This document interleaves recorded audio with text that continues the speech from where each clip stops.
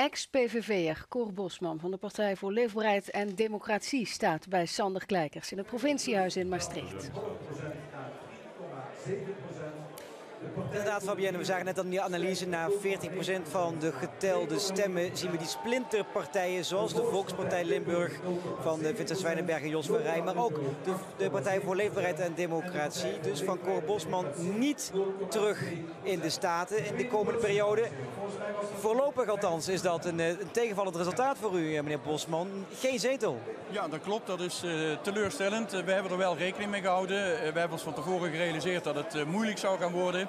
Wat van de andere kant wel heel positief om te zien is, dat van de uitslagen die nu binnen zijn, dat we in ieder geval in iedere gemeente tot nu toe het vertrouwen van in ieder geval van een aantal kiezers daar wel hebben. Maar dat levert geen zetel op. Dat levert helaas geen zetel op. En dat vind ik eigenlijk een beetje verbazend als je kijkt naar het stemgedrag van de Limburger met de gemeenteraadsverkiezingen. Dat 45% dat die lokaal stemmen. En dat vertaalt zich op dit moment niet naar de lokale partijen. Ik vind het enigszins vreemd. Er zijn ook grote partijen die zeggen, al die splinterpartijen, die zijn gewoon heel vervelend en lastig. Die maken het ook ons moeilijk. En zelf hebben ze er ook niet zoveel aan. En dat blijkt nu ook wel weer een beetje. De Volkspartij, geen zetel. U gaat ook geen zetel krijgen. Ja, nee, dat klopt. En ja, goed, nogmaals, we hebben er rekening mee gehouden. Het is vervelend.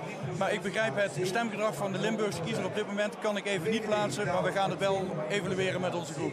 We weten niet helemaal zeker nog, maar stel dat beeld is het huidige beeld, dat blijft ook zo. U gaat geen zetel krijgen. Wat dan? Is het einde politieke carrière voor u dan? Nee, absoluut niet. Absoluut niet. Zoals ik net zei, het is heel positief om te zien dat we toch tot nu toe alle gemeentes waar de uitslag voor binnen is, dat we kiezers hebben, ja. Dat mensen op ons stemmen. Dus wij gaan deze verkiezingen gaan we absoluut evalueren. En dat mag de pret niet drukken. Limburg is nog zeker niet van de Partij voor Leefbaarheid en Democratie af. En dus ook niet van Cor Bosman af.